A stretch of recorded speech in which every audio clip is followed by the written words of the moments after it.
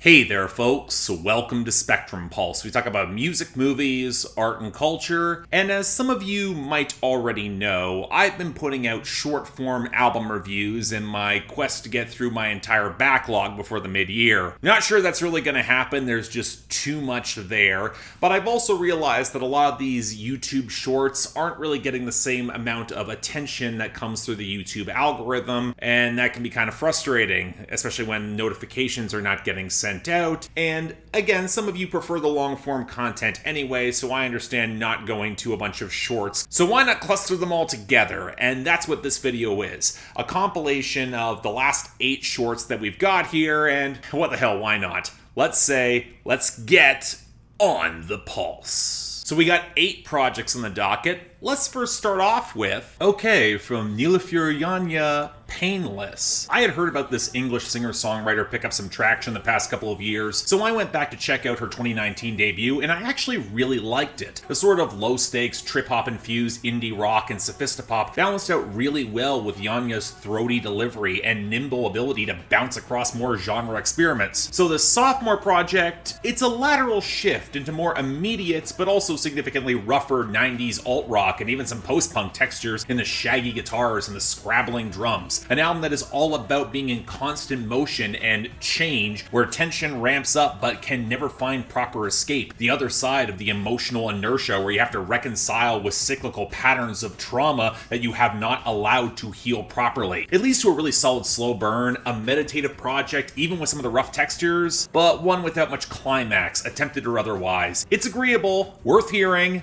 might not stick. From Pure Wrath, Hymn to the Woeful Hearts. Alright, one-man Indonesian atmospheric black metal project recruiting the former drummer of White Ward with occasional folk metal passages, with this album as a direct sequel to their 2020 EP, which explored the slaughter of communists in Indonesia in the mid-60s, which has also been explored in horrifying detail in the 2012 documentary The Act of Killing. Now, this album aims to dig into the generational trauma decades later, where those who lost family struggle to move on, where vengeance can never really materialize against the murderers, but the brutal primal legacy of rage shrieks out to not be forgotten. And for the music, riff-heavy black metal with consistent, intricate guitar work. Low end could use a little bit more meat. The vocals are not great, especially clean, but for killer shredding with a haunted edge, delivers in spades. Check it out. From Cola, Deep in View. I was kind of dispirited when the Canadian post-punk band Ought broke up, but frontman Tim Darcy was not done just yet. So with bassist Ben Stidworthy, he hired a new drummer to hammer out a quick album, clocking just over a half hour as Cola. And unfortunately, it's continuing towards more dreary, by-the-numbers post-punk, stripped down even further. Terrific bass lines, to be sure, but Tim Darcy sounds even more disengaged, and there's little in the guitars or muddy percussion to add any of the old wild punch. The cymbals especially sound like ass. Now, the reclusive disaffection, it's intentional. No Kafka-esque horror at being caught in the system. This is more the weary, detached resignation of giving in. Its own self-defeating prophecy of commodification, where to stay sane, you kind of have to hold all of it at arm's length. And that might have worked more in the bleary stasis of 2020. Nowadays, it only really clicks if I can sink into the grooves and forget most of the lyrics. Decent,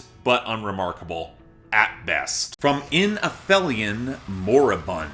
Look, if there's a blackened death metal debut that I get on board with, it's worth hearing. And this debut from a few ex-necrophobic members actually caught my ear. The guitar work is super manic and colorful across so many solos. When the grooves materialize, they give the flashy, if kind of underpowered drums some coursing foundation. And there's a tuneful flair that gives the hooks a lot more punch, with a classic heavy metal foundation that helps songs like Luciferian Age, The Night Seems Endless, and Requiem really pop, albeit a bit too clean in the production overall. I'm also not a huge fan of the guttural vocals playing to more melodic black metal without convincing power, and the satanic lyrics can feel a little bit goofy, hellish in the details, but not exactly menacing or deep. But if you like your flashy shredding and your blackened death metal to be, dare I even say, fun, you'll dig this. Check it out. From Jordana, Face the Wall. Yes, I went Bandcamp diving again, and I found an artist who seemed to have a better grasp of subtlety, emotive songwriting, and bedroom pop composition. Initially kind of shaky with production, but this project is her most polished and accessible to date, especially with all the strings, but also her most percussive and jagged, relaxed 90s, early 2000s pop rock melodies against the drums looking to crack that tension. The burnout and pressure slips around her husky vocals, and while some have called this wallflower music, the deeper conflict isn't yearning shyness, but an inability to properly communicate, especially when she's pushing so hard against her own anxious introversion and her own independent streak. It's so briskly paced and sharp, almost to a fault, as it feels a little bit basic in terms of lyrical detail and kind of lacking climax, even if just living with it's part of the point. But for this sort of low-key indie pop, definitely worth a shot. Check it out. From Brett Eldredge, Songs About You. So I'll skip my rant about how Brett Eldredge got robbed with poor promotion from his label for Sunday Drive. Let's focus on his follow-up now, which actually doubled down on the country soul. And while it's not better than Sunday Drive, he's not going to be topping that title track likely in his career, and leaving the production duo behind Golden Hour for conventional Music Row ringers doesn't give this album the same flair. Although Dave Cobb produces Holy Water and it sounds phenomenal, Brett Eldredge leans on a lot of organic warmth and his rich, soulful delivery, making him nearly country's answer to Michael McDonald. And while it can feel kind of goofy in patches, and a few neo-soul moments fall a little flat, his swagger allows him to balance out the surprisingly varied songs to you effectively, be they love songs or a surprising number of nuanced and emotionally complex breakup songs. Just a great little collection here. It's a lot of fun. Highly recommended. From Bartees Strange, Farm to Table. So I missed Live Forever in 2020.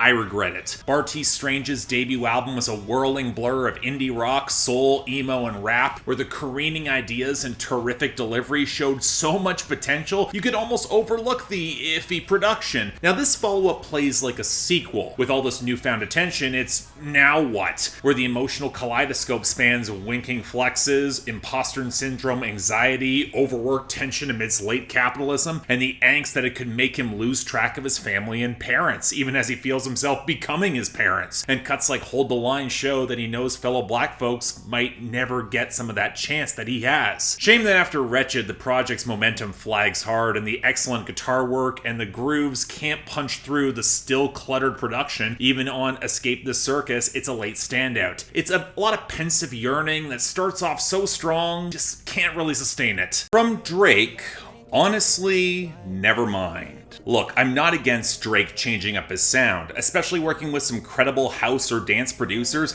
and making a bunch of spiritual successors to Passion Fruit. Even if nothing here has a hook that good or feels forward-thinking in electronic music or house, it's not like Kate Renata's on this thing, it's generally just melodically underdeveloped. And while there are moments I like, the Spanish guitar unties that bind, the Afrobeat of Downhill, the guitar sizzle of Overdrive, the classic house grit and pianos of Massive, Drake is easily the worst part of his own goddamn album. The vocals and vocal production are a total mess. Drake's concern trolling, it's just stale at this point, with the braggadocious trap songs feeling very out of place, and the sinuous bassy grooves, they don't redeem repetitive, lightly toxic, or just plain embarrassing lyrics that you've all heard before. It might rule this summer, hell it probably will. You'll forget this exists by the fall. So yeah, thanks a lot for watching. If you'd like to like and subscribe, I'd be extremely grateful. I would normally say to share this around because these sort of compilations of reviews don't tend to get a lot of hits, but funnily enough, again, it is kind of a compilation, so you take what you can get here. I kind of just want to roll with it.